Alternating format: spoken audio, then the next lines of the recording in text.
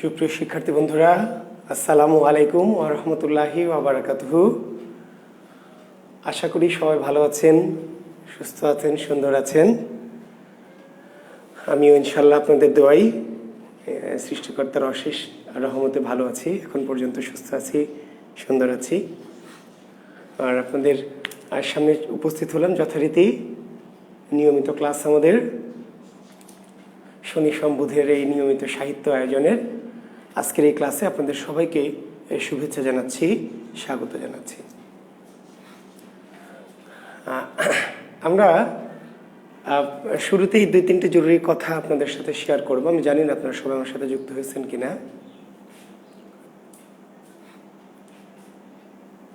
আমার কি শব্দ ঠিক মতো আছে? শব্দ লাইট ঠিকঠাক আছে কি?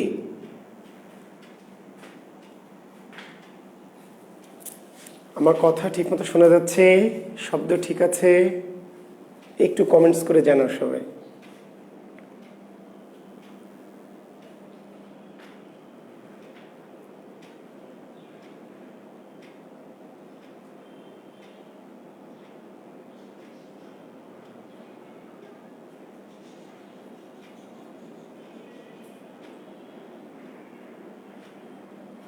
কেউ কমেন্টস করছে না কেন? কমেন্টস কি বন্ধ হয়ে গেছে নাকি? কমেন্টসের ইয়েটা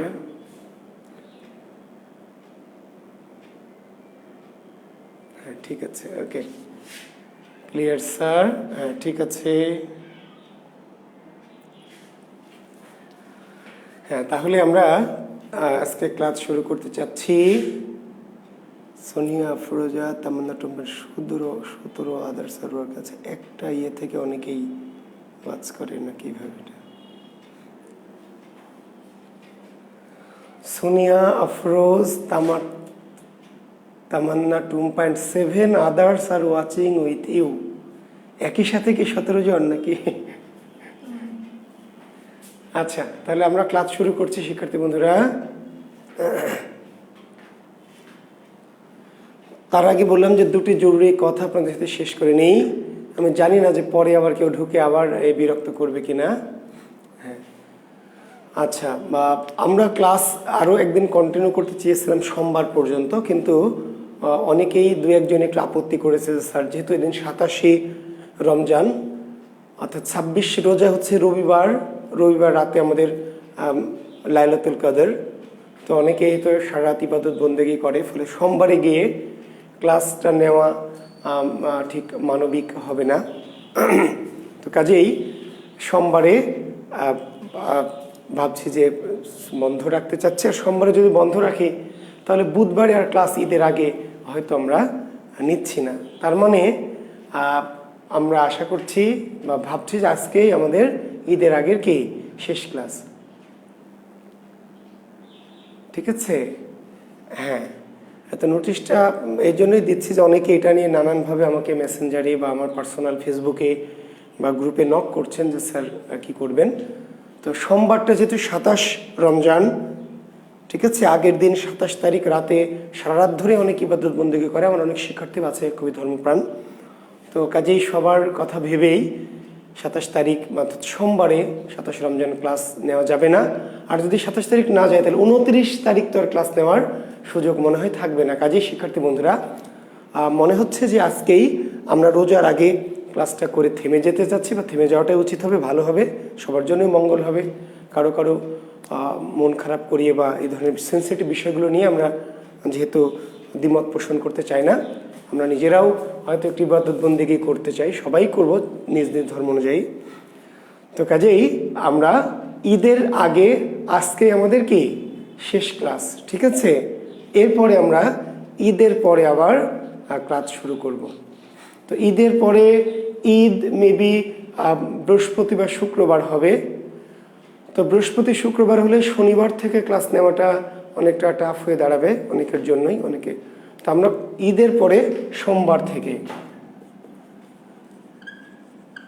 ঈদের পরে সোমবার, ঈদের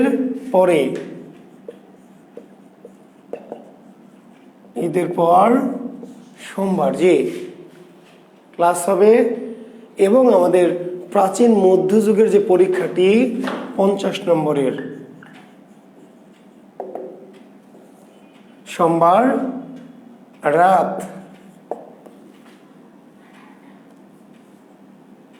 11টা।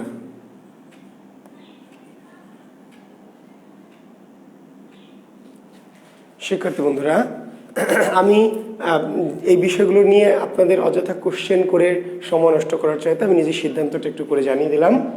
তাহলে আজকে আমরা ক্লাস নিয়ে আমাদের ঈদের আগের ক্লাসটি আমরা শেষ করে ফেলবো ইনশাল্লাহ। তারপরে ঈদের পরে এসে আমরা, তাই না, ভালো মন্দ একটু খাওয়া দাওয়া করে সেমাই টেমাই, পায়েস, সুজি, তাই না, এগুলো মাংস খেয়ে শক্তিশালী হয়ে আমরা ঈদের পরে, ঈদ বৃহস্পতিবার শুক্রবার যেদিনই হোক না কেন, শনিবারটা বেশি দ্রুত হয়ে যাবে, ফলে আমরা সোমবার থেকে, ঈদের পরে সোমবার থেকে ক্লাস শুরু করব। আর ওই দিন সোমবারে পরীক্ষা নেব প্রাচীন এবং মধ্যযুগের যে রিভিশন টেস্ট, প্রাচীন মধ্যযুগের রিভিশন টেস্ট একটি 50 নম্বরের ঈদের পর সোমবার রাত 11টায় আমরা অনুষ্ঠিত করব। ঠিক আছে? হ্যাঁ, তো তাহলে আপনাদের দ্বিধা দ্বন্দ্ব সংশয় কে কোন দিন চান না চান, আমি চাই যে সবাইকে নিয়ে কোনো সিদ্ধান্ত নিতে, কিন্তু যেটা হয় যে অনেক রকম শিক্ষার্থী থাকলে অনেক রকম মত তৈরি হয়, সেটি সম্ভব হচ্ছে না। কারণ এরকম মতামত ছেড়ে দিতে গিয়ে আরও বিপদ হয়ে যাচ্ছে, কারণ অনেকে অনেক রকম মত তৈরি করছেন, ফলে বিভ্রান্তি বা এই ধরনের বিষয়টা বেড়ে যাচ্ছে। আর ঈদের পরে তো নিশ্চয়ই ভাবছেন যে দিনের ক্লাস নাই, আমাদের স্বাভাবিক যে রুটিন রাত 9:30। ঠিক আছে? ঈদের পরে আমাদের ক্লাসের শিডিউল সে আগের শিডিউল অনুযায়ী রাতকে 9:30। তো ধন্যবাদ শিক্ষার্থী বন্ধুরা। তাহলে আমার মনে হয় যে এই বিষয় নিয়ে আপনাদের বিভ্রান্তি বা আপনাদের যে ইয়েটা ছিল সেটা আর থাকলো না। ঠিক আছে? তো আমরা আজকের ক্লাস শুরু করব এখন।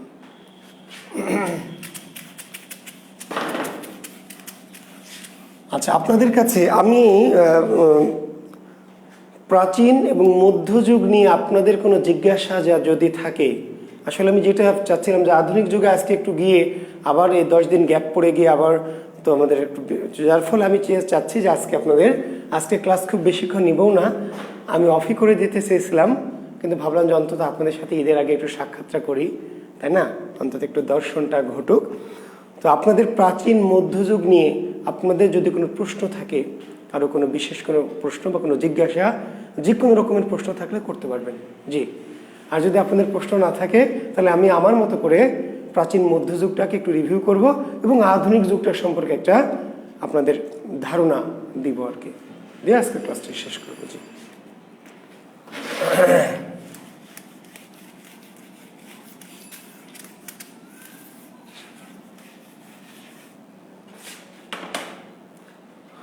আমি আধুনিক যুগ নিয়ে একটু মানবন্টন নিয়ে, একটু প্রেক্ষাপট নিয়ে, আধুনিক যুগের কিছু কথাবার্তা আমি বলবো, আপনাদের কিছু কৌশল, কিছু টিপস।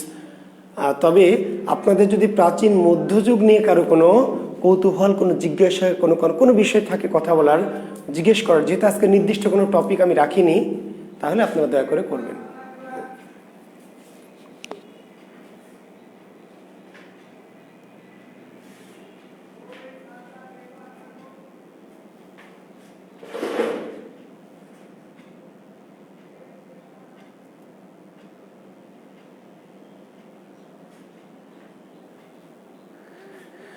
এই সোমবার পরীক্ষা হবে না, কণিকা ঘোষ সহ আরও অনেকে বলছি, যে অনেকেই 2-4 জন একটু আপত্তি করেছেন। আপত্তিটা বড় বিষয় না, যেহেতু সোমবার দিনটি একটু আমাদের ইসলামী একটা বিশেষ দিন, ইবাদত বন্দেগী করবে সারাত, ফলে আমি ওই দিনটার এই পরীক্ষার ঝামেলাটা চাপাতে চাচ্ছি না, সেন্সিটিভ কারণে। ঠিক আছে? কাজে এই সোমবার আমাদের পরীক্ষা হচ্ছে না, পরীক্ষাটা সোমবারে হচ্ছে, তবে এই সোমবার না। কোন সোমবার? ঈদের পরের সোমবার। জি, ধন্যবাদ। আচ্ছা, তাহলে আপনাদের প্রাচীন মধ্যযুগ নিয়ে যেহেতু আপনাদের কোনো প্রশ্ন নাই, কোনো জিজ্ঞাসা নাই, তাহলে আমি আমার মতো করে আধুনিক যুগটাতেই একটু যাই। ঠিক আছে?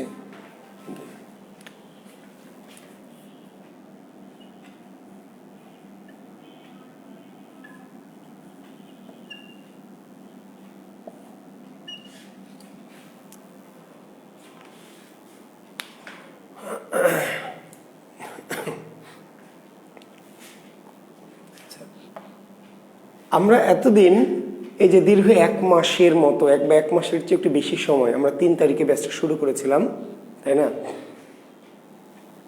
এই যে প্রাচীন এবং মধ্যযুগের আমরা আলোচনা করছি, প্রাচীন মধ্যযুগের যতই আলোচনা করি না কেন, যত কিছুই পড়ে না কেন, আমরা যদি পরীক্ষার মান অনুযায়ী বিবেচনা করি তাহলে আমাদের নম্বর কিন্তু কি 5। বিসিএস এর জন্য যদি আমরা একটু নম্বরের কথা ভাবি, ঠিক আছে, হ্যাঁ, তাহলে কিন্তু আমরা এতদিনে 1 মাস ধরে বা 1 মাসের বেশি সময় ধরে পড়েছি সির্ফ কি 5 মার্কস। যদি আমাকে অনেক কিছু পড়াতে হয়েছে, অনেক কিছু বোঝাতে হয়েছে, অনেক কাহিনী ঘটনা বলেছি আপনাদেরকে সাহিত্য জানানোর জন্য, বোঝানোর জন্য, এবং পরীক্ষায় যদি একটু জটিল গভীর থেকে প্রশ্ন আসে তাহলে যেন আপনি পারেন সেই উদ্দেশ্যে, ঠিক আছে। আচ্ছা, কিন্তু আমাদের সাহিত্যের আরো 15 মার্কস বাকি আছে, 15। তাহলে আমরা 4 ভাগের 1 ভাগ পড়েছি, আরো 3 ভাগ আমাদের আধুনিক যুগ।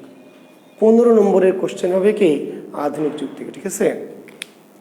আচ্ছা, এই আধুনিক যুগের 15 নম্বরকে আমি একটু আপনাদের দেখাতে চাই যে আধুনিক যুগের 2টো ক্লাস আমরা জাকির বিসিএস এ নিয়েছি। শিক্ষার্থী বন্ধুরা, তোমরা পেয়েছো কিনা আমি জানি না, অনেকে হয়তো পেয়েছো। আমরা প্রাচীন মধ্যযুগের আলোচনার মাঝেই অনেকটা বিজ্ঞাপনী ক্লাসের মতো, ওপেন ক্লাসের মতো জাকির বিসিএস এ আমরা ক্লাস দিয়েছিলাম আধুনিক যুগের শুরুর কিছু আলোচনা। জাস্ট জাকির বিসিএস এর ওপেন ক্লাস, যাতে শিক্ষার্থীরা আমার ক্লাসটা দেখে এবং তারা ভর্তি হয়, এরকম একটা ক্লাস। এবং সেই ক্লাসের লিঙ্কগুলি আমাদের এই গ্রুপেও দেওয়া ছিল। আধুনিক যুগের শুরুর বিস্তৃত করে আমি 2টো ক্লাসে নিয়েছিলাম, মনে আছে আমার। তো সেটি আবার সে কথাগুলি বলতে হবে, আমি জানি না রিপিট হলে তোমরা বিরক্ত হবে কিনা সেটিও বুঝতে পারছি না। আবার না যদি পড়াই সেটাও অনেকে মন খারাপ মনক্ষুণ্ণ হবে কিনা, স্যার ওই ক্লাসটা তো ছিল আলাদা আর আমাদের ক্লাস ছিল আলাদা। তো আমি সেই সূত্র ধরেই আলোচনাটি একটু শুরু করে রাখবো, অর্থাৎ আধুনিক যুগের প্রেক্ষাপট বা পটভূমি বা ব্যাকগ্রাউন্ডসটা একটু বলে রাখবো আজকে। আচ্ছা, তো আর যারা দেখেছো বা যারা এর আগে এই ক্লাসটি করেছো আধুনিক যুগের জাকির বিসিএস এর মাধ্যমে বা আমাদের তারা ক্লাসটি লিভ করতে পারো, অথবা চাইলে আবার আরেকবার শুনতে পারো। তো আমরা যাকে বলছি বাংলা সাহিত্যের আধুনিক যুগ, কি যুগ? আধুনিক যুগ। এখন প্রশ্ন হলো আধুনিক যুগটা আসলে কেন আমরা আধুনিক যুগ বলছি? 1801 সাল থেকে বাংলা সাহিত্যের কি আধুনিক যুগ, তাই না? 1800 পর্যন্ত আমাদের মধ্যযুগ শেষ হয়েছে।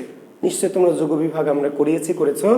650 থেকে 1200 প্রাচীন যুগ, 1201 থেকে 1800 পর্যন্ত কি মধ্যযুগ, আর 1801 থেকে আধুনিক যুগ। তো এখন প্রশ্ন হলো যে আধুনিক যুগটা কেন আমরা এই যুগটাকে আধুনিক বলছি? আসলে আধুনিকতার কারণ কি? তো আধুনিকতার কিছু কারণ বা কিছু বৈশিষ্ট্য। সাহিত্য আধুনিক হতে হলে সমাজকে আধুনিক হতে হয়। সাহিত্য আধুনিক হতে হলে কি সমাজকে আধুনিক হতে হয়।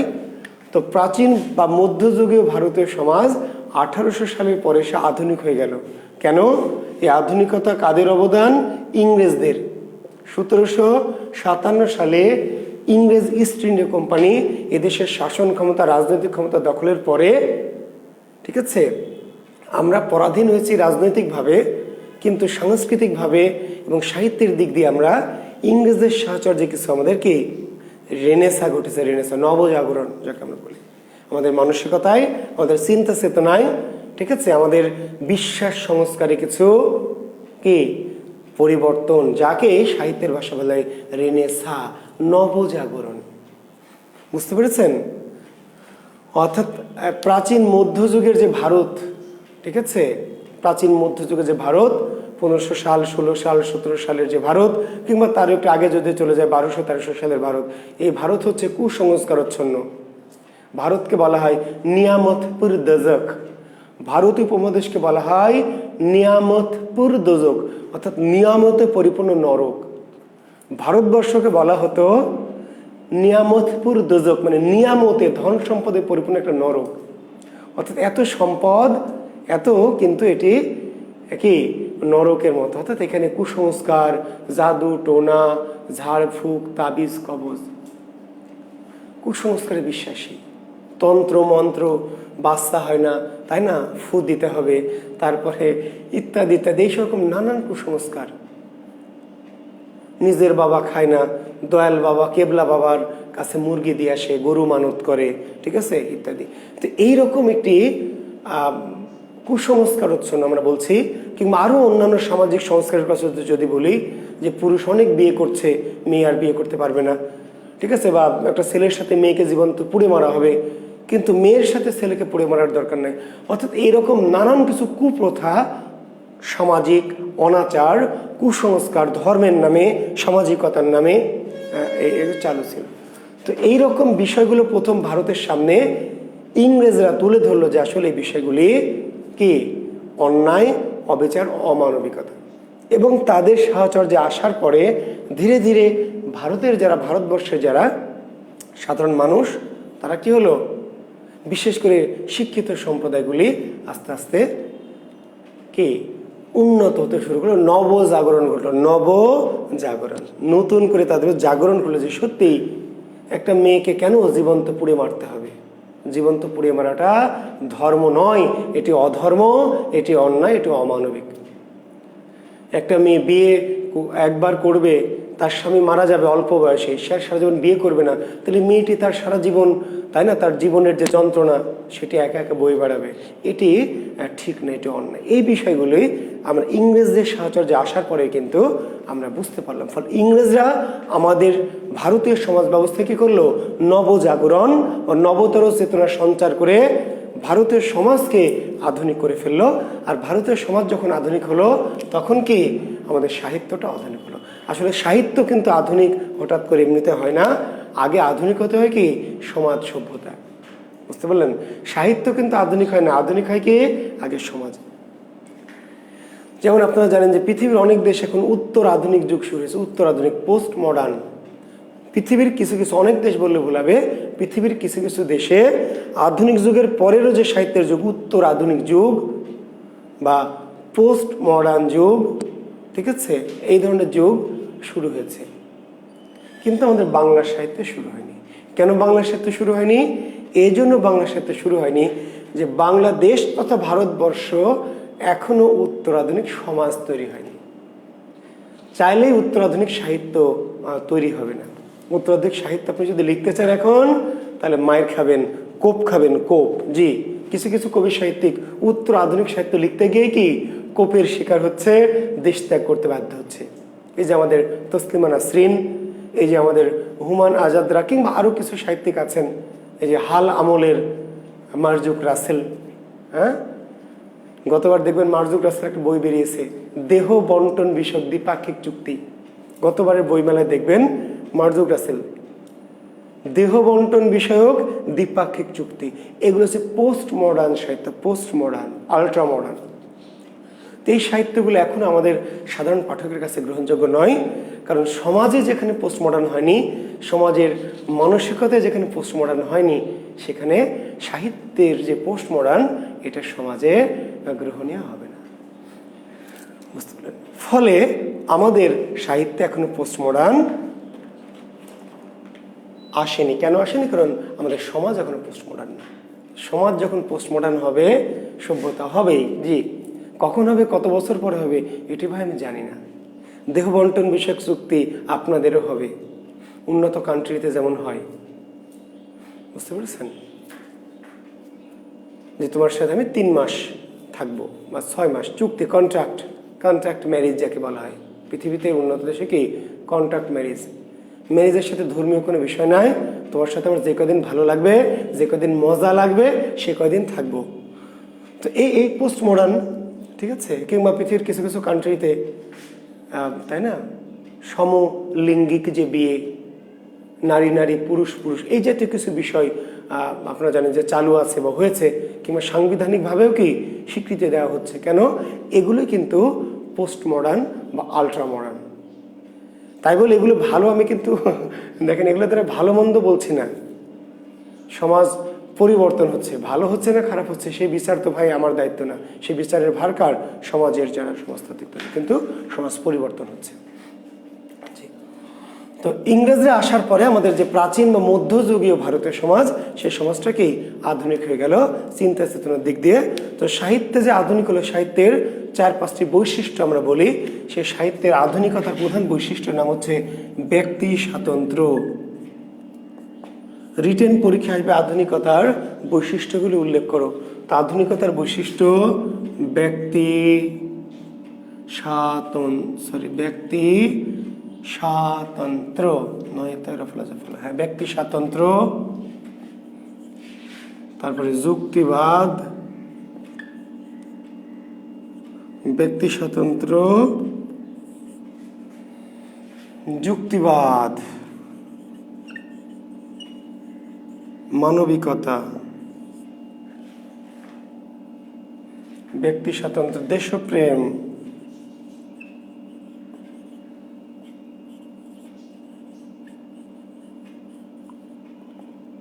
ঈশ্বরের, এগুলিকে আমরা বলছি আধুনিক বা মডার্ন যুগের কি সাহিত্যের বৈশিষ্ট্য।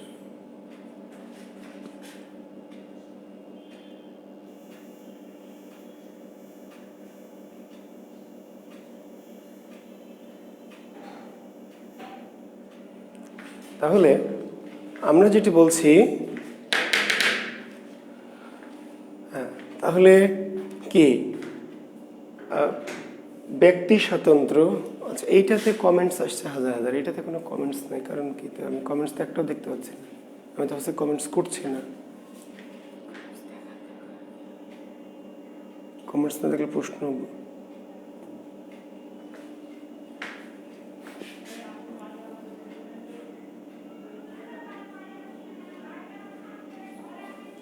জি। তো এই যে আমরা বলছিলাম যে তো আমরা আধুনিক যুগের কথা বলছি, আমি দেখতে পাচ্ছি শিক্ষার্থী বন্ধুরা, আমি আমার ওই ইয়েটাতে কমেন্টস দেখতে পাচ্ছিলাম না।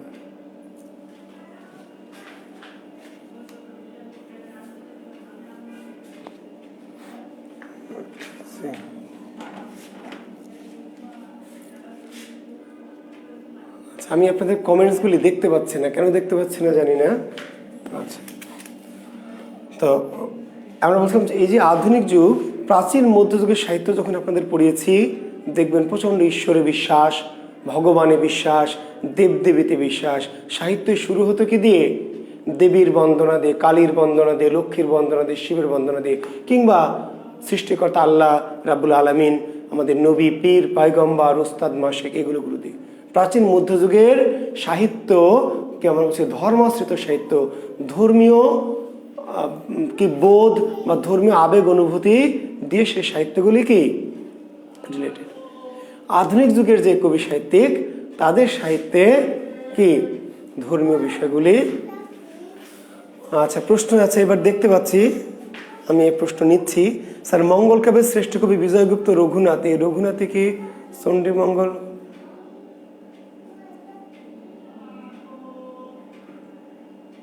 রঘুনাথ মঙ্গল কাব্যের কবি, শ্রেষ্ঠ কবি রঘুনাথ কোথায় থেকে আসলো? জারিন আন্নুর লুনা, মঙ্গল কাব্যের শ্রেষ্ঠ কবির মধ্যে রঘুনাথ কোথা থেকে আসলো? কই পালে তথ্য? কোথায়? নিজে বানাইছো? জারিন আন্নুর লুনা, মঙ্গল কাব্যের শ্রেষ্ঠ কবি বিজয়গুপ্ত না? কি প্রশ্ন করে এগুলা? কোথায় মঙ্গল কাব্য আর কোথায় রঘুনাথ? পোলাপান যে কি মানে। উত্তর আধুনিক যুগের পরে কি যুগ হতে পারে স্যার? রামজানুল ইসলাম সুজন, উত্তর আধুনিক যুগের পরে বাবা ইসরাফিলের সিঙ্গার বাঁশি বাজবে, তখন আর যুগ মুগ না, ডাইরেক্ট অ্যাকশন। জি, আর কত যুগ বাজবেন? উত্তর আধুনিকের পরে আর যুগ নাই।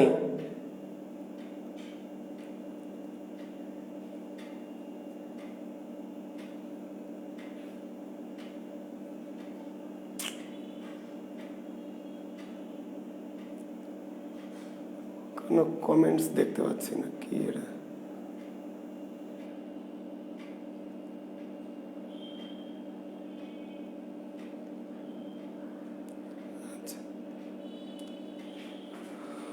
আচ্ছা, যাই হোক, এরা মোবাইলটা আজকে ডিস্টার্ব দিচ্ছে।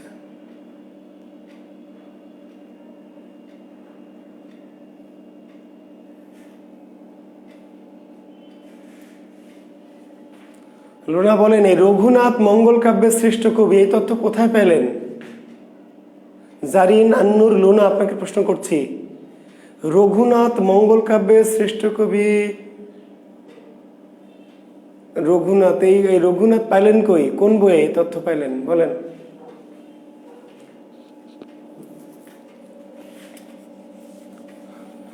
আচ্ছা, তো শিক্ষার্থী বন্ধুরা, তাহলে বলছিলাম যে আধুনিক যুগের যে বৈশিষ্ট্য, ব্যক্তি স্বাতন্ত্র, ব্যক্তি স্বাতন্ত্র।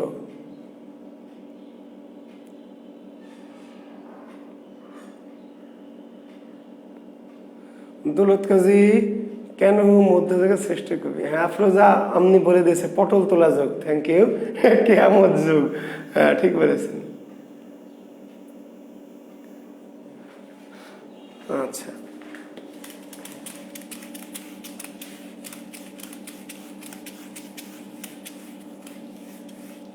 কেন মধ্যযুগের শ্রেষ্ঠ কবি? আমাকে এটা আজকে এইভাবে নিয়ে ক্লাস করতে হবে, নাহলে হবে না। আমি দেখতে পাচ্ছি না আপনাদের কমেন্টসগুলা। জি, দৌলত কাজী কেন মধ্যযুগের শ্রেষ্ঠ মুসলিম কবি, তার উত্তর দিচ্ছি আমি। জি, আমি দিচ্ছি আপনাদের কেন মধ্যযুগের শ্রেষ্ঠ কবি। প্রশ্নটা করেছেন কে? রবিন হাসান। জি, আচ্ছা, রবিন হাসান সহ আরো অনেকেই আমার মেসেঞ্জারে, আমার ফেসবুকে, আমার গ্রুপে অনেকেই প্রশ্ন করছেন। ব্যাখ্যা দিতে হবে বিধায় আমি দিতে পারছি না। আচ্ছা, আমি আপনাদের বারবার একটি কথা বলেছি, দেখেন শ্রেষ্ঠত্বের কিছু মানদণ্ড আছে। শ্রেষ্ঠত্ব এটা নির্ণীত হয় সংখ্যা দিয়ে না, লেখার মান দিয়ে। এখন মান তো আপনি বোঝেন না, এটা তো অসুবিধা।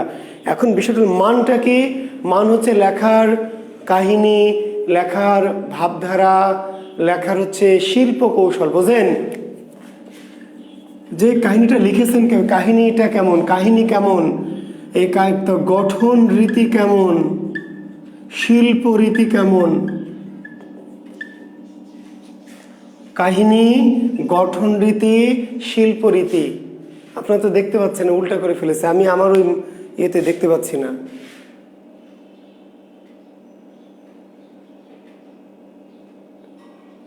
হ্যাঁ, এই যে আবার পাচ্ছি এখন, মহাবিপদ।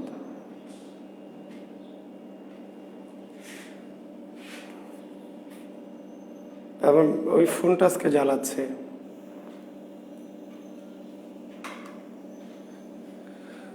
আচ্ছা, লেখা উল্টে যায়নি, আমি মোবাইলটা উল্টে দিয়েছিলাম। আচ্ছা, জি, তো আচ্ছা, তো যেটি বলছিলাম যে একটা লেখক কেন শ্রেষ্ঠ লেখক। আমি একটি কথা বারবার, যে কবিতা যারা লেখে, আপনারা জানেন যে আমার যে জুয়েল কিবরিয়া সাহিত্য শিক্ষা গ্রুপ আছে, কবিতা লেখে। এখন দেখেন, আপনি যে কবিতা লিখলেন, তাহলে আপনি কি কবি? আপনি কবি কি না? আমি যে কবিতা লিখি, তার মানে আমি কি কবি? হ্যাঁ, ছোট কবি। বড় কবি কেন না? আমি যে কবিতা লিখি, রবীন্দ্রনাথ আমি কেন বড় না?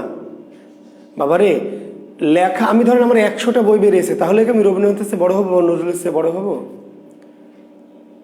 একটা লিখেও বড় হতে পারি, একটা গ্রন্থ লিখেও। তো কবি সাহিত্যিকদের যে মান, সেটা নির্ণীত হয় কিসের দ্বারা? নির্ণীত হয় কিছু বিষয়, কিছু কি ফ্যাক্টর। সে ফ্যাক্টরগুলো কি? যে কাহিনীটা লিখছেন, কাহিনীটা কেমন, গঠন রীতি কেমন, শিল্প রীতি কেমন, ভাববস্তু কেমন, ভাববস্তু, ভাষা রীতি কেমন, ভাষা রীতি। তো সাহিত্যের শ্রেষ্ঠত্ব অশ্রেষ্ঠত্ব অনেক কিছু বিষয়ের উপর নির্ভর করে। এখন একটি কথা আপনাদের বলি, একটি তুলনামূলক একটি কথা, এই কথাগুলো আসলে আপনাদের জন্য না। আপনার কেন, আপনি মানে কেন শ্রেষ্ঠ স্যার, এই ব্যাখ্যা আপনাদের কোথাও আসবে বলে আমার জানা নাই। তারপরেও যদি আসে, আমার ধারণা যে এটা নর্মাল কোনো পরীক্ষা হবে না, এটা বাংলার যে ছাত্র, তার যে অনার্সের পরীক্ষা, সেখানে লাগবে কেন শ্রেষ্ঠ, তাদের শ্রেষ্ঠত্ব বিচার করে দেখাইতে হবে। যে মানে শ্রেষ্ঠত্ব বিচার তুলনামূলক, আমরা কম্পারেটিভ স্টাডি বলি। এইটা আপনাদের জবের ক্লাসে একদমই অপ্রাসঙ্গিক, মানে একদমই টাইম ওয়েস্ট। কারণ কম্পারেটিভ স্টাডি করতে হলে আপনাকে ধরেন আলাউলের গ্রন্থগুলির আলোচনা করতে হবে, তারপরে কি দৌলত কাজীর গ্রন্থগুলো আলোচনা করতে হবে, করে দেখাতে হবে যে আলাউলের কাহিনীতে এ আছে, কাহিনী এমন, ঘটনা এমন, তারপরে গঠনরীতি এমন, শিল্পরীতি এমন, দৌলত কাজীর কাহিনী এমন, শিল্পরীতি এমন, ঘটনাধার এমন। এই দুটার মধ্যে তখন আপনি দেখাবেন, প্রুফ করতে হবে, প্রুফ যে হ্যাঁ এটা এই জন্য এটা শ্রেষ্ঠ। এইটা আমি আপনাদের এই আলোচনায় ধান বানতে শিবের গান এটা গাওয়া কি ঠিক হবে? তবু আপনারা যারা অতি কৌতূহলী, কেউ কেউ আছেন অতি কৌতূহলী, অতি মানে অতি আল্ট্রা মডার্ন স্টুডেন্ট, জি, যে তাদের জন্য বলছি আলাওলের দৌলত কাজীর একটি কাব্য সতী ময়না লোচনের, ভালো করে শুনবেন কথা, সংক্ষেপে আমি বুঝবো, যদি বোঝেন তাহলে বুঝপাতা, আর না বোঝেন তাহলে বাংলায় অনার্স আবার ভর্তি হন। দৌলত কাজীর একটি গ্রন্থ আছে, দৌলত কাজীর সতী ময়না লোরচন্দ্রানী, সতী ময়না লোর চন্দ্রানী, সতী ময়না লোর চন্দ্রানী দৌলত কাজী রচিত একটি গ্রন্থ, ঠিক আছে?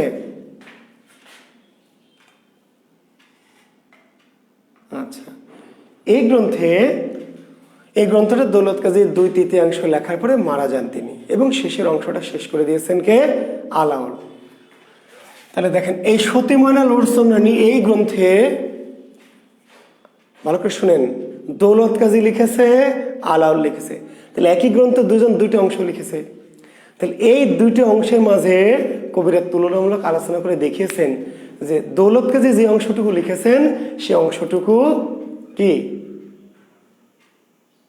ভাবে, ভাষায়, ছন্দে, কাহিনীতে, গঠন রীতিতে অনেক বেশি সুন্দর। আর ওই কাহিনীর যে অংশটুকু আলাওল লিখেছেন সেই কাহিনীটুকু অনেকটা দুর্বল, কাহিনী তারপরে ভাষা। একটি গ্রন্থের একটি কাহিনীর অর্ধেক লিখেছেন দৌলত কাজী, অর্ধেক লিখেছেন আলাওল। এই কাহিনীটার তুলনামূলক একটা কম্পারেটিভ স্টাডি করে দেখানো গেছে যে দৌলত কাজী যে অর্ধেকটুকু লিখেছেন আর আলাওল যেটুকু লিখেছেন, এই দুজনের মধ্যে দৌলত কাজীর লেখা কি অত্যন্ত সুন্দর, বেশি সুন্দর, বেশি কাহিনীটা গোছানো, বেশি পরিশ্রুত, বুঝতে পারলেন? আর ওই একই কাহিনী যে অংশটুকু আলাওল লিখেছেন সে অংশটুকু খুব একটা বেশি ভালো হয়নি, কাহিনীর গঠনটা ভালো হয়নি। তো শ্রেষ্ঠত্ব নির্ণয় আসলে সাহিত্য খুব কঠিন।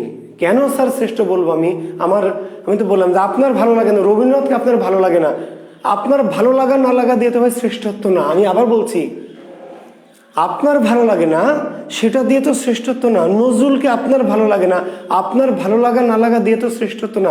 জীবনানন্দ দাশকে আপনার ভালো লাগে না, আপনি পড়েন না, জীবনানন্দ দাশকে পড়লে আপনার বিরক্ত লাগে, তো আপনার ভালো লাগে কিনা, ভালো লাগা দিয়ে শ্রেষ্ঠত্ব না। প্রবলেম কোথায়? আপনি ভালো লাগা দিয়ে শ্রেষ্ঠত্ব বুঝতে চান, ভালো লাগা কিংবা কি জনপ্রিয়। হুমায়ুন আহমেদকে তাহলে বাংলার সাথে শ্রেষ্ঠ জনপ্রিয় লেখক? এই গাধা প্রশ্নকর্তারা, গাধা গাধি প্রশ্নকর্তা আমার ছাত্র যারা মহাপণ্ডিত ছাত্র, তারা আমাকে বল যে বাংলা সাহিত্যে রবীন্দ্রনাথের একটা বই ছাপা হতো 250 কপি। বিশ্বকবি রবীন্দ্রনাথ ঠাকুর নোবেল পুরস্কার যেই ভদ্রলোক পেয়েছেন তার একটি বই ছাপা হতো 250 কপি, 250 কপি, বিক্রি হতো 100 কপি, 110-20 কপি। হুমায়ুন আহমেদের একটি বই ছাপা হয় 1 লক্ষ, সেই বই লাইন ধরে 5 দিনে বিক্রি হয়, 5 দিনে লাইন দাঁড়িয়ে মানুষ বই কিনে। তাহলে হুমায়ুন আহমেদ শ্রেষ্ঠ না রবীন্দ্রনাথ ঠাকুর শ্রেষ্ঠ? তুমি তো বলতে পারো স্যার আমার হুমায়ুন আহমেদ বেশি ভালো লাগে, আমার কাছে শ্রেষ্ঠ। তোমার কাছে শ্রেষ্ঠ দিয়ে সাহিত্যিকের শ্রেষ্ঠত্ব না। সাহিত্যিকের শ্রেষ্ঠত্ব হচ্ছে কি মানের বিচার, মান, শিল্পরীতি, কলা কৌশল, বুঝতে পেরেছেন? গ্রহণযোগ্যতা, ক্লাসিক্যাল রীতি সাহিত্যের। তো কাজেই অনেক বিষয়ই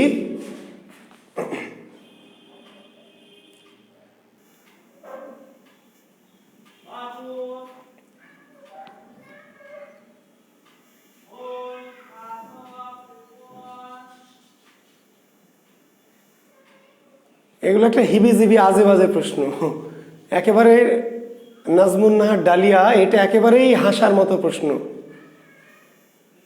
চর্যাপদের ভাষা পহিলিকাপূর্ণ বলেছে কে, রূপক বলেছে কে? সবাই বলেছে। কে বলেছে এমন না, সবাই বলেছে। প্রথম কে বলেছে এটি বলতে পারবেন, কে বলেছে চর্যাপদের কথাগুলি যে রূপক, এটা তো সবাই বলেছে। কে বলেছে মানে কি?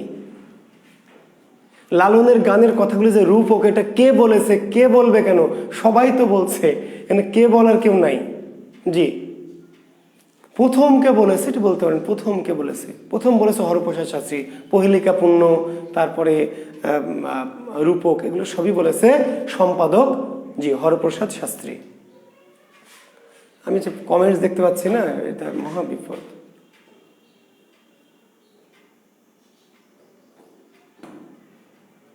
তো বারবার ঘুরে ঘুরে কি কমেন্টস দেখা যাবে বলেন? কি একটা বিপদে আছে।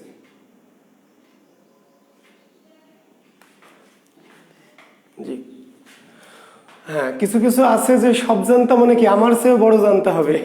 কিছু কিছু ছাত্র আছে যে শুধু সব জানতা না, আমি যা জানি না আমার চেয়েও কি সে বেশি জানতে চায় আর কি। জি, তো হ্যাঁ, তো সেটি বলছিলাম, শ্রেষ্ঠত্ব, আপনি জনপ্রিয়কে, এইটা একটা আলাদা প্রশ্ন হতে পারে, কিন্তু শ্রেষ্ঠকে, এই শ্রেষ্ঠ কিন্তু একটা ভিন্ন বিষয়, শ্রেষ্ঠত্বের মাপকাঠি কিন্তু আলাদা। তো আপনারা এটা বোঝেন না বলে সমস্যা। সাহিত্যের শ্রেষ্ঠত্ব নির্ণয়ের পদ্ধতিটা ভিন্ন, বুঝতে পেরেছেন?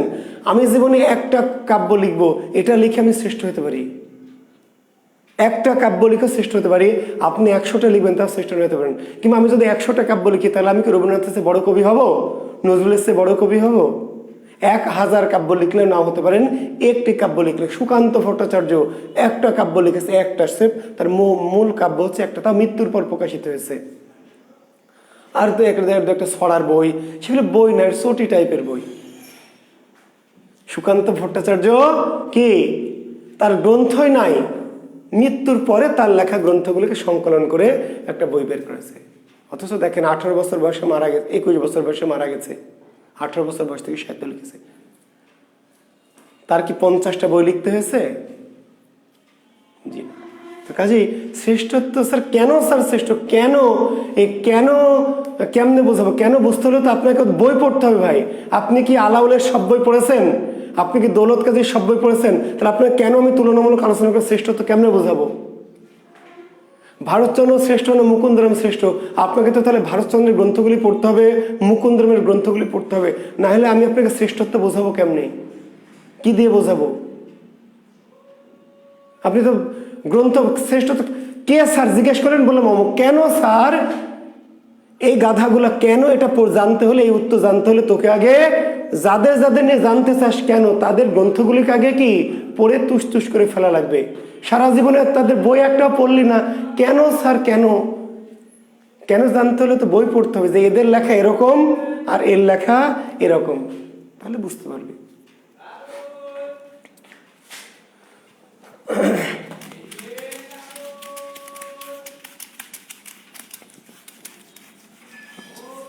তাহলে আমরা যেটা বলছিলাম, তাহলে প্রাচীন মধ্যযুগে আসলে, আর আরেকটি কথা, সবচেয়ে বড় একটা যে সমস্যা, কেন আপনারা প্রশ্ন করেন, আসলে আপনাদেরও দোষ নাই, আসলে সাহিত্যের তো কোনো দৌড় প্রতিযোগিতা নাই, রেস নাই, রেস যে কে ফার্স্ট, কে সেকেন্ড, কে থার্ড, বুঝতে পারলেন?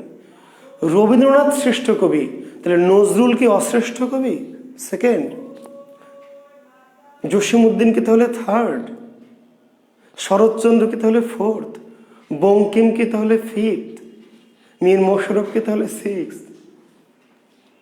শামসুর রহমান কি তাহলে দশম? আসলে প্রবলেমটা কোথায়, যে বাংলা সাহিত্য তো দৌড় প্রতিযোগিতার মতো না, এখানকার শ্রেষ্ঠত্বটা একটু একটু ভিন্ন রকম, একটু ভিন্ন আঙ্গিক থেকে বিচার করতে হয় কলা কৌশলগুলো, ঠিক আছে? সেটা একটা ঝামেলা। জি, তো আমরা সেই দিকে আমরা আবার বলছি যে আসলে ওরকম শ্রেষ্ঠত্ব নির্ণয় করা সাহিত্যে খুবই কঠিন বিষয়, তবু গবেষকরা যেইভাবে শ্রেষ্ঠত্বটা নির্ণয় করেছেন সেই কথাগুলিকে আপনার একটু মাথায় রাখবেন। জি, আচ্ছা, আরও অনেক প্রশ্ন ছিল, আমি যে প্রশ্ন দেখতে পাচ্ছি না, আমি প্রশ্নগুলো নিয়ে আজকে কথা বলতে চাচ্ছিলাম আপনাদের সাথে। জি, আমি যদি আলোচনা করি তাহলে স্যার নায়ক স্যার কমেন্ট দেখতে পাচ্ছেন না, আমরা অযথা কমেন্ট ছাড়তেছি না। জি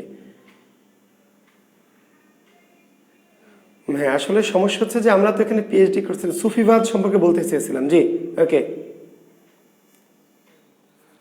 সুফিবাদ। আচ্ছা, দাশু রায় পড়েছেন। শাক্ত পদাবলীর জনপ্রিয় কবি দাশু রায়, দাশরথী রায়। শাক্ত পদাবলীর জনপ্রিয় কবি দাশরথী রায় বা দাশু রায়। জি, দাশরথী রায় বা দাশু রায়। আর শাক্ত পদাবলীর কালিকা মঙ্গল বিষয়টা এক, কিন্তু গঠন রীতি, ওই যে গঠন রীতি, শাক্ত পদাবলী আর কালিকা মঙ্গল বিষয়বস্তু এক। কালীর কি, কালীর কীর্তি কর্ম বা কালীর ক্ষমতা শক্তি নিয়ে, কিন্তু কালিকা মঙ্গল হচ্ছে মঙ্গল কাহিনীর স্টাইলে লেখা।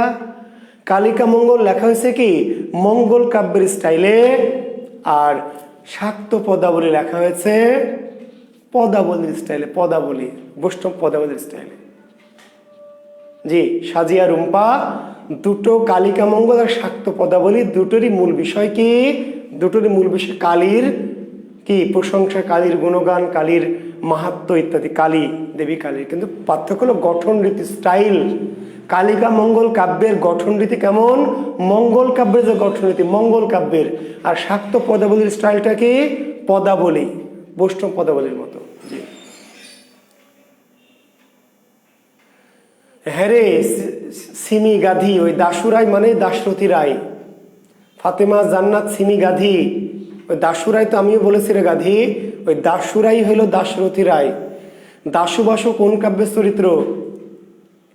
100 বার বলেছি, দাশুবাসু কি অন্নদা মঙ্গল কাব্যের চরিত্র। অন্নদা মঙ্গল, অন্নদা মঙ্গল কাব্যের যে মূল চরিত্র, অন্নদা মঙ্গল কাব্যের যে মূল চরিত্র ভবানন্দ মজুমদার। ভবানন্দ মজুমদার তার হচ্ছে দুজন কি সহচর বা অনুচর হচ্ছে দাশুবাসু। অন্নদা মঙ্গল কাব্যের যে মূল ক্যারেক্টার, বাবার এই যে দাশুবাসু এত গৌণ একটা ক্যারেক্টার, কেন স্যার কোথায় আছে আপনি কেন বললেন? আপনাকে প্রমাণ করাই লাগবে, বই খুলে দেখানো লাগবে। এখন কিছুতে বিশ্বাস করবে না যে দাশুবাসু আছে। আমি ব্যাখ্যা দিয়েছি, গ্রুপে দিয়েছি যে দাশুবাসু শুধু তাই না, দাশু বাসু না, সাধী মাধি নামে একটি চরিত্র আছে। জি, এগুলো বাবার একেবারে অপ্রধান বা গৌণ চরিত্র, একেবারে অপ্রধান বা গৌণ চরিত্র। জি, এগুলো নিয়ে এক্সাইটেড হওয়ার কোথায় আছে স্যার? কেন? কাহিনীতে এদের তো ভূমিকা নাই। এদের কাহিনীতে অনেক সময় একটা কাহিনীতে হাজার হাজার চরিত্র থাকে, শত শত চরিত্র থাকে, সব চরিত্রই তো কাহিনীর সাথে রিলেটেড না। সেই কাহিনীটা চরিত্রটা জানা লাগবে স্যার কোথায় আছে, কেমনে আছে, কিভাবে আছে। এই মন্নদমঙ্গল কাব্যতে 100-এরও বেশি চরিত্র আছে, অনেক সৈনিক আছে, তাদের নামগুলি চরিত্রগুলিও কি আমাকে ব্যাখ্যা করে উত্তর দিয়ে বোঝানো লাগবে? বলেন না। না স্যার আপনার বলাই লাগবে, আপনি কেন বললেন? অন্নদামঙ্গল কাব্যের যে মূল নায়ক চরিত্র, নায়ক চরিত্রটি হচ্ছে কে? ভবানন্দ মজুমদার। ভবানন্দ মজুমদার। এই ভবানন্দ মজুমদারের দুজন সহচর, দুজন কি সহচর থাকে, একজনের নাম দাশু আর একজন বাসু, দুই ভাই। দাশু আর বাসু দুই ভাই। জি, বুঝতে পারলেন? এই দাশু বাসু দুই ভাই যখন এই দাশু বাসুকে, হ্যাঁ অন্নদামঙ্গল কাব্য লাইন ধরে, জি, ওই যখন ভবানন্দ মজুমদার যখন দিল্লির বাদশার দরবারে যায়, ভবানন্দ মজুমদার যখন দিল্লির বাদশার দরবারে যায়, জাহাঙ্গীর যখন ভবানন্দকে আটকে রাখে, তখন তাদের সাথে কি দাশু বাসুকেও আটকে রাখে, দাশু বাসুকেও আটকে রাখে। জি,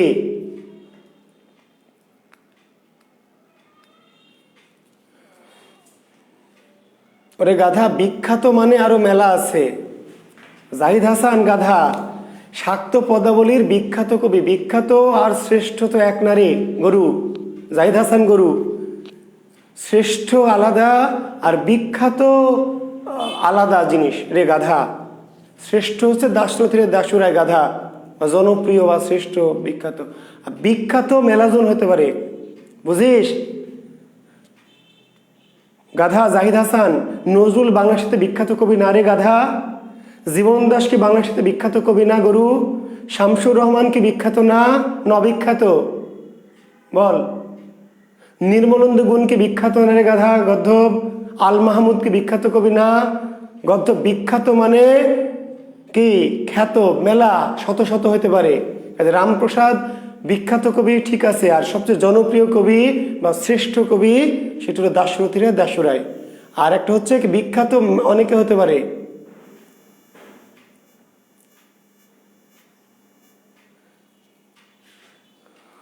জি, আচ্ছা, তাহলে যেটি বলছিলাম যে দাসবাসু, তাহলে ওই যে যখন আমাদের ভবানন্দ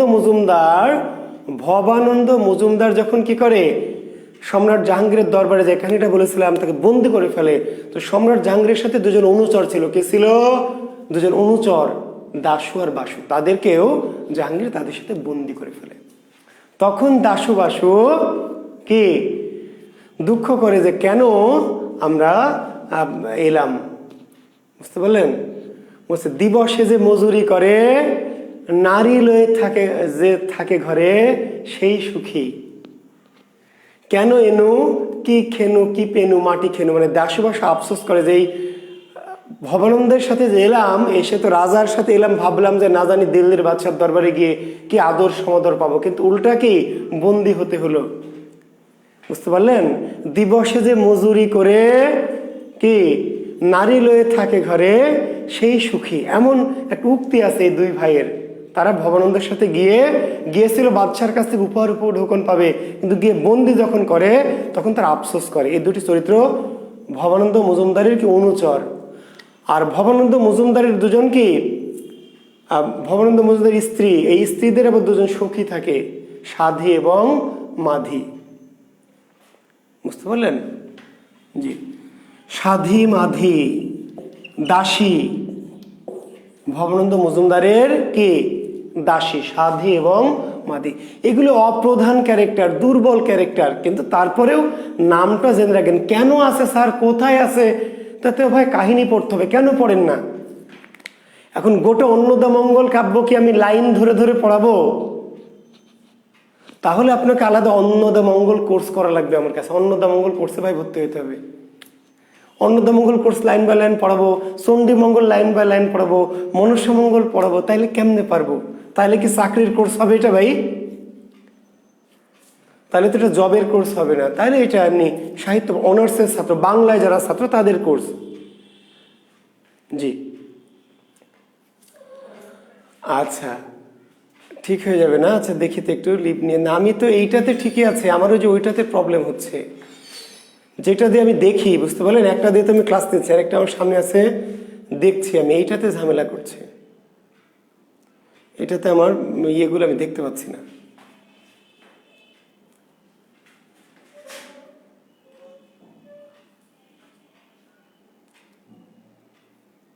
আচ্ছা দেখি, একবার বের হয়ে একবার দেখি।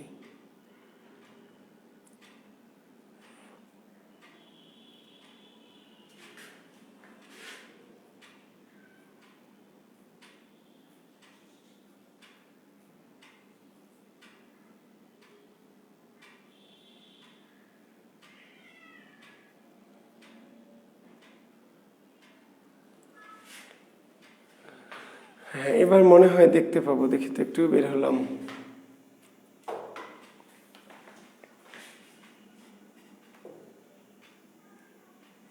আচ্ছা,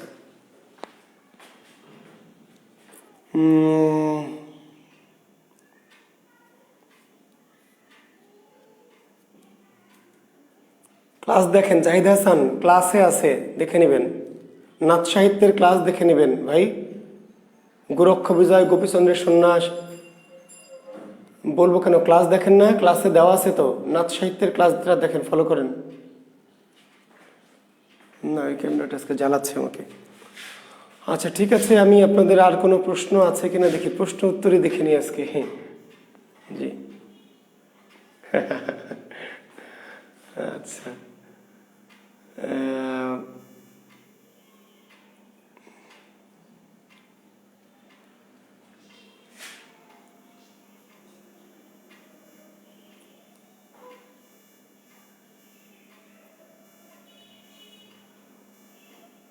ওইটাতে লিভ নিয়ে হচ্ছে না, এটা কোনো টেকনিক্যাল প্রবলেম হয়ে গেছে আর কি। আচ্ছা, ক্যামেরা উল্টে যাক। আপনাদের আর কোনো প্রশ্ন? গোরক্ষ বিজয় গোবিন্দ সম্পাদক, সম্পাদক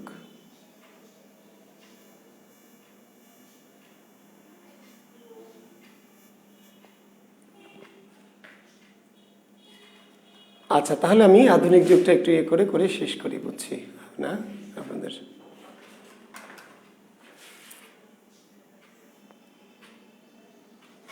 ওকে,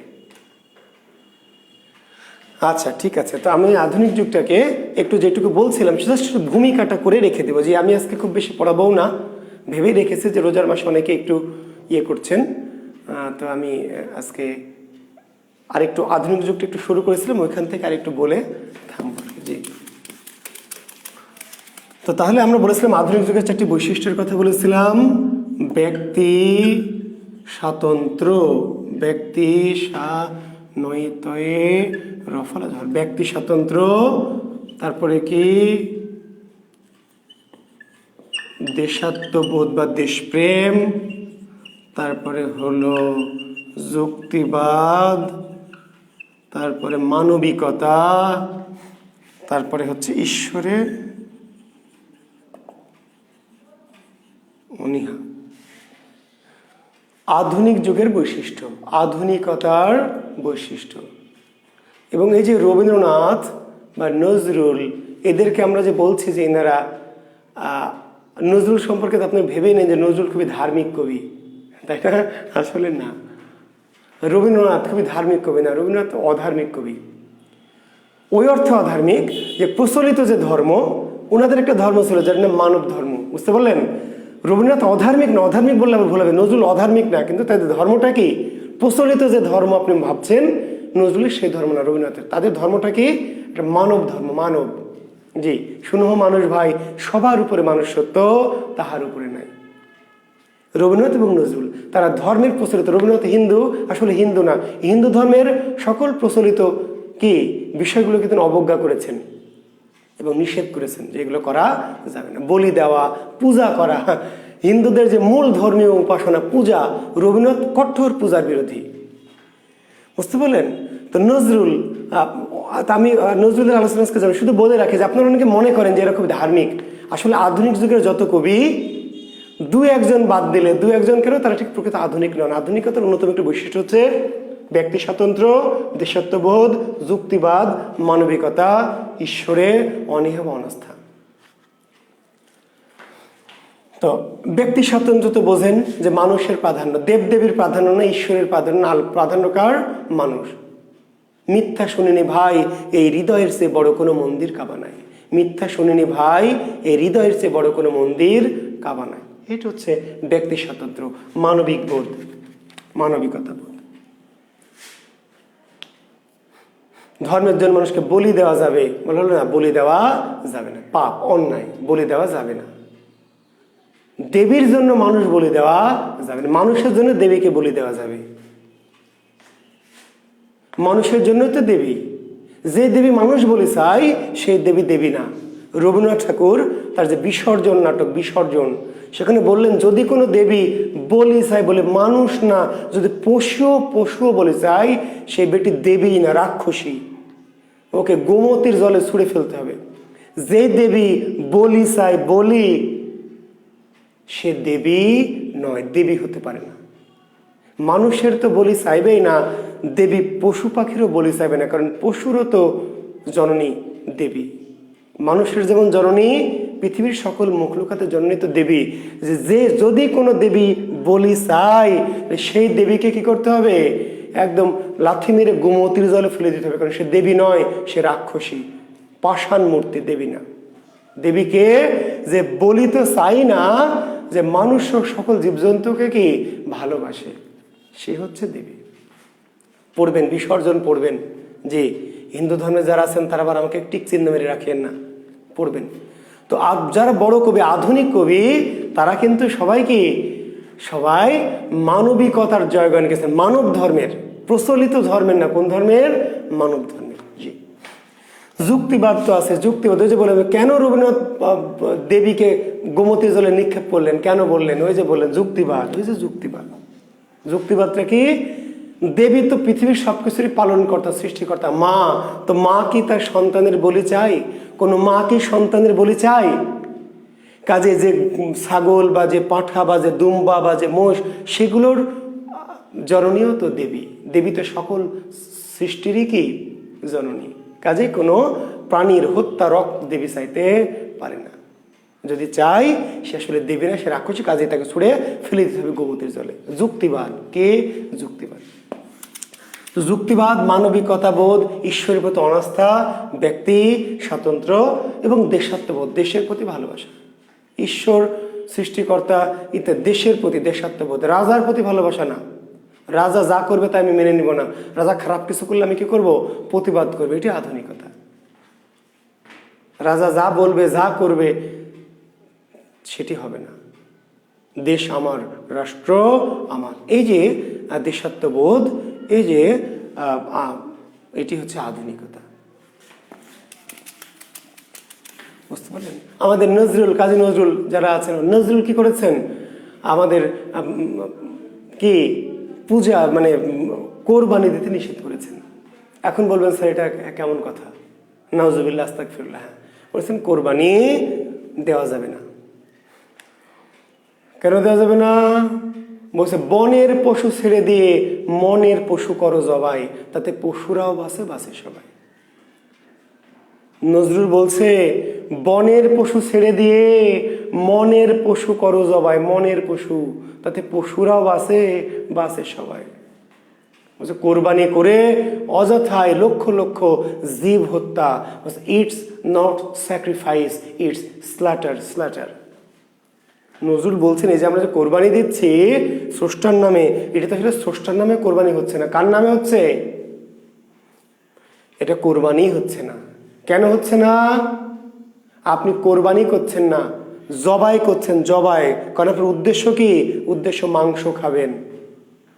মাংস খাওয়ার জন্য কোরবানি করছেন, তাহলে পশুটাকে হত্যা করা হচ্ছে। কাজেই বলছেন হবে না। অযথা হত্যা করে এত প্রাণী মেরে পাপের ভাগীদার হতে হচ্ছেন। কোরবানি কেমনে হয় বলেন তো? কোরবানি, যারা আমার ধর্মের মানুষ আছেন আমি তাদের জন্য বলছি ভালো করে শুনুন। কোরবানি হচ্ছে সন্তানের বিনিময়। ইব্রাহিম আলাইহিস সালাম, তাই না, ইসমাইল আলাইহিস সালামকে কোরবানি করবেন, পরিবর্তে তাকে কিন্তু কোরবানি করতে শুরু করেছিলেন। স্রষ্টা খুশি হয়ে দুম্বা দিলেন আর কি। সন্তানের মতন যে পশু, যে পশুকে কোরবানি করলে আপনার কষ্ট হবে, মায়া লাগবে। আচ্ছা, আপনি যে কোরবানিগুলি করেন শিক্ষার্থী বন্ধুরা, সেই কোরবানি কি আপনার ওই মায়া লাগে, কষ্ট লাগে কোরবানি করতে? সে কোরবানি কি আপনার সন্তানের মতো মায়া আছে আপনার? আওয়াজ পকেটে রাখেন না, চিল্লাই কন ঠিক কিনা। সাত রাতে, সাত রাত বোঝেন তো? সাত রাতে অর্থাৎ কোরবানির আগের রাতে গাবতলির হাট থেকে দড়ি ধরে টেনে টেনে নিয়ে এসে কি বাইরে বেঁধে রাখে, রেখে ভোরে কি করে? জবাই করে। এটা কি কোরবানি হয়? ডিউটি তো কোরবানি নয়, ডিউটি দায়িত্ব নয়, ধর্ম তো কোনো দায়িত্ব নয় যে 5 বেলা আমার দায়িত্ব, আমি ঠক ঠক করে একটা সিজদা মারবো, কাম শেষ। ধর্ম কোনো ডিউটি নয়, দায়িত্ব নয়। কলেজে চাকরি করে আমার দায়িত্ব, কলেজে যাব, ক্লাস নিব, যেদিন ভাল লাগবে না গল্প করবো, কেমন আছিস, কি অবস্থা। আর বলিস না, এবার ঈদে শপিং করলাম, শালির জন্য একটা শাড়ি কিনলাম, শালির বান্ধবীর জন্য একটা কিনলাম। That's my duty. আমি ক্লাসে যাব, ক্লাস নিলে নিব, না নিলে না নিব, গল্প করে চলে যাবে, সরকার বেতন দেবে। ধর্ম তো কোনো ডিউটি নয়। কাজে নজরুল বললেন যে এই কোরবানি যেহেতু কোরবানি হয় না, লোক দেখানোর জন্য কোরবানি করেন। বলছে মাংস তো খাওয়াই লাগবে, গোস্ত তো খাওয়াই লাগবে, কি আর করা, কোরবানিটা দিলে সারা বছর আর গোস্তটা কেনা লাগলো না। বুঝেন নাই? কোরবানি দিবে কেন? বলছে কি, বলছে সারা বছর তো গোস্ত কেনা লাগে, কোরবানি দিলে সারা বছর মাংস টাংস কেনা লাগে না, আর মানুষ জানলো, একটু নামও হলো, গ্রামে কোরবানি দিব। কেন? মানুষ জানবে যে জুয়েল প্রফেসর এবার গ্রামের সবচেয়ে বড় কোরবানি দিয়েছে। মানুষ জানবে, একটা নাম হবে না যে গ্রামের সবচেয়ে বড় কোরবানি কার? জুয়েল প্রফেসরের। হ্যাপি ভাব, কোরবানির আগের দিন যাব, যে একটা বিশাল বড় কোরবানি বাজার হাট থেকে কিনে কি করব, এবার রাস্তার মোড়ে বেঁধে রাখবো মালা টালা দিয়ে। কেন? মানুষ দেখুক যে এই সবচেয়ে বড় কোরবানিটা গ্রামের এবার কার? জুয়েল প্রফেসরের। কোরবানি হবে না, কি হবে? স্ল্যাটার, স্ল্যাটার, জবাই। আমি আবার বলছি আমার কথা না, আবার এগুলো আমার কথা ভেবে আমাকেও টিক চিহ্ন দিয়ে রাখেন কতল করার জন্য। ভাই এগুলো কার কথা? নজরুলের কথা বলছি। নজরুল বলছে বনের পশু ছেড়ে দাও, বনের পশু ছেড়ে দিয়ে মনের পশু করো জবাই। মনের পশু, তাতে পশুরাও বাঁচে, বাঁচে সবাই। যতক্ষণ না মনের পশু জবাই করতে পারবেন ততক্ষণ বনের পশু কোরবানি হবে না। আগে মনের পশু কোরবানি করতে হবে, মনের পশু। ঘুষ খান, সুদ খান, পরনিন্দা করেন, পরের গীবত করেন, পরচর্চা করেন, লোভ করেন, তাই না? সুন্দরী মেয়ের সামনে দেখলে আর চোখ ফেরান না, সবকিছুই করেন। ধর্ম একটা অন্য বিষয়। তো যাই হোক, সেগুলি আধুনিক কবিদের মতবাদ বলছে। আধুনিক কবি যারা, আধুনিক কবি রবীন্দ্রনাথ, নজরুল, শামসুর রহমান, ঠিক আছে, এই সমস্ত কবিরা বললেন। এই জন্য তারা বলছেন যে হ্যাঁ, বুঝতে পারলেন? নজরুল বলছে মসজিদে কাল শিরনি আসিল, অঢেল গোশত রুটি, বাঁচিয়া গিয়াছে মোল্লা সাহেব হেসে তাই কোটি কোটি। মোল্লারা এই কবিতা শুনলে নজরুলকে কোপাবে না? মসজিদে কাল শিরনি আছিল, অঢেল গোশত রুটি, বাঁচিয়া গিয়াছে মোল্লা সাহেব হেসে তাই কোটি কোটি। এমন সময় এলো মুসাফির, গায়ে হাজারির চিন, বলে বাবা আমি ভুখা ফাঁকা আছি আজ নিয়ে 7 দিন। তেরিয়া হইয়া হাকিল মোল্লা, ভালা হলো দেখি ল্যাঠা, ভুখা আসো মোর গোফাগারে গিয়া নামাজ পড়িস বেটা। বুঝতে পারলেন? তারপরে তার আগে হিন্দুদের নিয়ে, পাদ্রীকে নিয়ে বলছে, স্বপন দেখিয়া আকুল পূজারী খুলিল ভজনালয়, দেবতার বরে আজ রাজা টাজা হয়ে যাবে নিশ্চয়। জীর্ণ বস্ত্র শীর্ণ গাত্র ক্ষুধায় কণ্ঠক্ষীণ, ডাকিল পান্থ দ্বার খোলো বাবা, খাইনি তো 7 দিন। সহসা বন্ধ হলো মন্দির, ভুখারি ফিরিয়া চলে, তিমির রাত্রি পথ জুড়ে তার ক্ষুধার মানিক জলে। দেবতা ঠাকুরের জন্য মানুষ যে খাবার দেয় পূজায়, সেই খাবারগুলি কি ঠাকুর খায়? মায়ের জন্য যে আপনি খাবার নিয়ে যাচ্ছেন না, ফল নিয়ে যাচ্ছেন, কলা নিয়ে যাচ্ছেন, আপেল নিয়ে যাচ্ছেন, নারকেল নিয়ে যাচ্ছেন, মা কি আসলে খাবে? তাহলে খাবারগুলি কে খাবে? জি জি, ঠাকুর, ঠাকুর, পুরুত ঠাকুর। জি, ঠাকুর খুব খুশি। যত পূজা হবে, যত আয়োজন হবে, যত আপনি থালা ভরে কি ভোগ নিয়ে যাবেন, প্রসাদ নিয়ে যাবেন, তত ঠাকুর খুশি। একটু একটু করে সবাইকে দিবে, আর বেশিরভাগ অংশটাই কি ঠাকুর। ঠাকুর খাওয়া মানে কি দেবীর খাওয়া। বুঝতে পারলেন? আমাদের গল্পে আছে, লাল কিতাবে কয় মূলবি খালেও হয়। লাল কিতাবে কয় মূলবি খাইলেও হয়। হ্যাঁ, তো গল্পে আর যাচ্ছি না, আমাকে কতল করবে না আবার। জি, তো এগুলি আসলে ধর্মটা কবিদের কাছে, আধুনিক কবিদের কাছে ধর্ম একটা ভিন্ন জিনিস। ধর্ম একটা কি, হ্যাঁ, স্রষ্টা একজন আছেন, তাই বলে তারা কিন্তু নাস্তিক নন। নজরুল কিন্তু নাস্তিক নন, রবীন্দ্রনাথ কিন্তু নাস্তিক নন, কবিরা কিন্তু নাস্তিক নন। তাদের ধর্মটা একটা বিশেষ। তারা বলেন স্রষ্টা আছে, সৃষ্টিকর্তা আছে, মানুষ যে উৎসবগুলি পালন করে, মানুষ যে রীতিনীতিগুলি পালন করে, এগুলির বিরুদ্ধে তাদের কি ক্ষোভ, এগুলির বিরুদ্ধে তাদের রাগ। ধর্মের বিরুদ্ধে তাদের কিন্তু রাগ না, ধর্মের বিরুদ্ধে তাদের কোনো রাগ নেই, সৃষ্টিকর্তার বিরুদ্ধে না। বলছেন সৃষ্টিকর্তা আছে, অবশ্যই সৃষ্টিকর্তা না থাকলে কেমনি পৃথিবী চলবে। এবং একেশ্বরবাদ, রবীন্দ্রনাথ বলছেন একেশ্বরবাদ, ঈশ্বর কি একজন। রবীন্দ্রনাথ ব্রাহ্ম ধর্মের যে, রবীন্দ্রনাথ বললেন ঈশ্বর, সৃষ্টিকর্তা একজন। সৃষ্টিকর্তা নাই এগুলো কিন্তু বলেননি এই কবিরা, কিন্তু তাদের আপত্তি কোথায়? সৃষ্টিকর্তার নাম ভাঙিয়ে এই যে তাদের যারা কি মধ্যসত্ত্বভোগী, তাদের যারা পুরোহিত, পাদ্রী, মোল্লা, পুরুত, যাজক, এদের বিরুদ্ধে, এদের সিস্টেমের বিরুদ্ধে আধুনিক কবিরা সোচ্চার। ফলে এইগুলিকে ঠিক ঈশ্বরে অনাস্থা না বলে আমরা একটু এইভাবে বলতে পারি যে ধর্মীয় প্রচলিত রীতিনীতির বিরুদ্ধে অনাস্থা। ডাইরেক্ট ঈশ্বরে অনাস্থা কথাটি বললে আবার একটু একেবারে নেগেটিভ হয়ে যায়। তাহলে কবিদের ক্ষেত্রে আমরা ঈশ্বরে অনাস্থা না বলে কি বলতে পারি? ধর্মীয় প্রচলিত রীতিনীতির বিরুদ্ধে, ধর্মীয় প্রচলিত রীতিনীতির বিরুদ্ধে অনাস্থা বনি। জি, তো যাক, ইংরেজরা বাংলার সাথে আধুনিক যুগ নিয়ে এলো, আর এই আধুনিক যুগ শুরু হয়েছে 1801 সালে ফোর্ট উইলিয়াম কলেজের মধ্য দিয়ে। কিসের মধ্য দিয়ে? Fort William college, fort William college. তো শিক্ষার্থী বন্ধুরা, আসলে আজকে ক্লাসটি করাতে চাইনি, আমি জাস্ট ওই সাহিত্য গ্রুপে লিখে দিতে চেয়েছিলাম যে ক্লাস নিব না ঈদের পরেই। তবু ভাবলাম যে আপনাদের সাথে এইভাবে ঈদের আগে মানে লিভ নেওয়াটা খারাপ দেখাবে, একটু আনুষ্ঠানিকভাবে ফর্মালি একটু ছুটি নিয়ে আর কি, সেই জন্য ক্লাসে ঢুকলাম। ঢুকে অনেক কথা বলেছি। আজকের কথাগুলি কোনো কাজের কথা না, কোনো কাজের কোনো কথা না, সবই অকাজের কথা।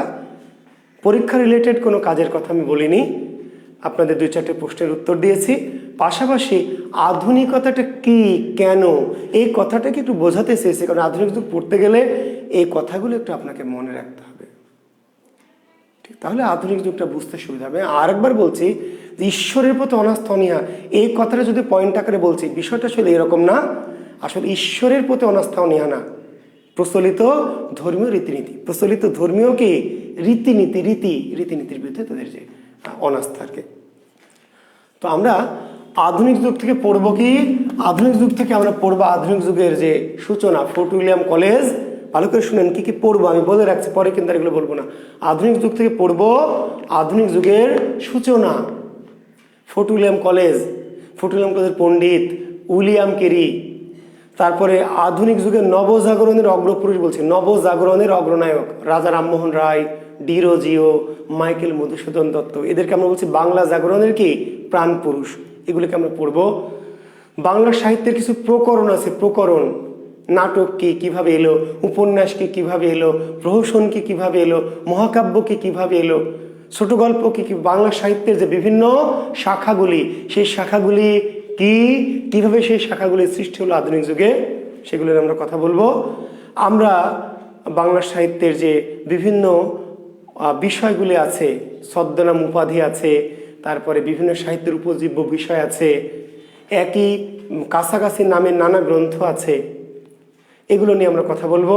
আমরা পাশাপাশি বাংলা সাহিত্যের বিকাশে কিছু উল্লেখযোগ্য পত্র পত্রিকা আছে, উল্লেখযোগ্য শিক্ষা পত্রিকা, কল্লোল পত্রিকা, ঠিক আছে, বঙ্গদর্শন পত্রিকা, সংবাদ প্রকার, এই সমস্ত পত্রিকাগুলি, তাদের সম্পাদক, তাদের ভূমিকা, এগুলো নিয়ে কথা বলবো।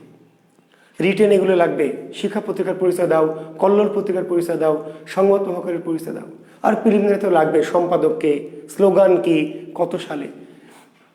আর বিশেষ করে সাহিত্যিকদের জীবন, কীর্তি, কর্ম, বিশেষ করে সাহিত্যিকদের, আধুনিক যুগের প্রথম সাহিত্যিক ঈশ্বরচন্দ্র গুপ্ত থেকে শুরু করে একদম সমসাময়িক সাহিত্যিক সেলিনা হোসেন, তাই না, কিংবা নির্মলেন্দু গুণ, কিংবা জাফর ইকবাল, এই টাইপের সমসাময়িক একদম আধুনিক যুগের প্রথম সাহিত্যিক কি ঈশ্বরচন্দ্র গুপ্ত থেকে শুরু করে পর্যায়ক্রমে ধরে ধরে সমসাময়িক যে সাহিত্যিক, তাদের পর্যন্ত আমরা তাদের জীবন, তাদের মৃত্যু, তাদের কীর্তি, তাদের কর্ম, এসব বিষয়গুলো নিয়ে আমরা পুঙ্খানুপুঙ্খ ইনশাআল্লাহ পড়াশোনা করার চেষ্টা করব, যাতে আমরা 15 নম্বর যে আছে সেই বিষয়টা আমরা কি অ্যাচিভ করতে পারি। ঠিক আছে? তো শিক্ষার্থী বন্ধুরা, অনেক কথা বলেছি, এত কথা বলতেও চাইনি। তো সবাইকে, আমাদের ধর্মের যারা আছেন সবাইকে আবারও পবিত্র রমজানের শুভকামনা জানাচ্ছি, শুভেচ্ছা জানাচ্ছি। মহান আল্লাহ রাব্বুল আলামিন যেন আমাদেরকে এই রমজানের মহিমার মধ্য দিয়ে আমাদের জীবনের যে পুরাতন বিগত দিনের পাপ তাপ সেগুলি দূর করে দেন, আমাদেরকে যেন নিষ্পাপ করেন, এবং আমাদের যে মনের বাসনাগুলি আছে, সৎ বাসনা, ভালো বাসনাগুলি যেন তিনি কি করেন, পূরণ করেন, সেটি আমরা চাইব। আর 27শে সামনে আমাদের একটা মহিমান্বিত রজনী লাইলাতুল কাদর, নিশ্চয়ই আপনারা যে যার যার মতো ধর্ম পালন করবেন। আমার জন্য একটু দোয়া করবেন, যারা আপনারা ধর্ম পালন করেন, ধর্ম পালন অবশ্যই করবেন। ধর্ম মানুষের আত্মাকে কী করে, শান্তি দেয়, স্থিরতা দেয়, কাজে ধর্ম পালন করতেই হবে। এবং আপনারা যারা নামাজ পড়বেন, আমার জন্য একটু দোয়া করবেন, আমিও আপনাদের জন্য দোয়া করব। অন্যান্য ধর্মে যারা আছেন তারাও ধর্ম পালন করবেন। আর ঈদ আসবে আমাদের, ঈদের আমি হয়তো ঈদের দিন গ্রুপে ঢুকতেও পারি, ঢুকে আপনাদের সাথে হয়তো ঈদের নামাজের পরে 10-15 মিনিট শুভেচ্ছা বিনিময় করতে পারি। বা আমার যে গ্রুপটিতে আছে, বিশেষ করে ঈদের দিন আমি 11টার দিকে হয়তো আমার যে জুয়েল কিবরিয়া কি বিশেষ প্রস্তুতি গ্রুপটাতে ঢুকে আপনাদের সাথে আমি একটু শুভেচ্ছা বিনিময় করব। জি, আপনারা যারা চান তারা ঈদের দিন 11টায় জুয়েল কিবরিয়া বিশেষ প্রস্তুতি গ্রুপে ঢুকবেন।